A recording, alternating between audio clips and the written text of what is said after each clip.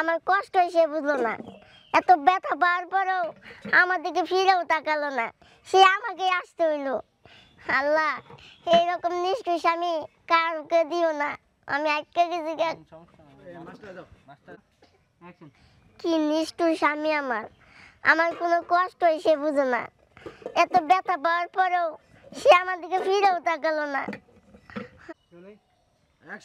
আল্লাহ, এমন নিষ্ঠুর স্বামী তুমি কাউকে দিও না। মা, এরকম ফুটফুটে চাঁদ মুখ নিয়ে মন খারাপ করে কথা বলো কেন?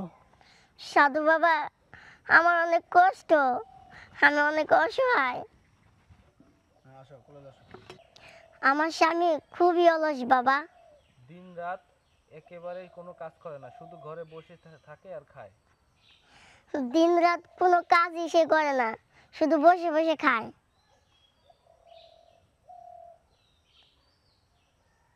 তার বাবা মা খেয়ে শেষ করে ফেলছে। তার বাবা মায়ের রেখে যাওয়া সম্পত্তি সে বসে বসে খেয়ে শেষ করে ফেলছে। আমার সাথেও কোনো একটু কাজ করে আমাকে সাহায্য করে না। আমার সাথেও সে কাজ করে কোনো সাহায্য করে না।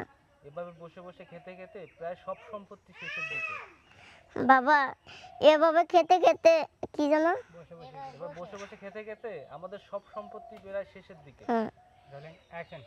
এভাবে বসে বসে খেতে খেতে আমাদের সম্পত্তি প্রায় শেষের দিকে। কিন্তু তাতে তার কোনো মাথা ব্যথাই নেই। এভাবে চলতে থাকলে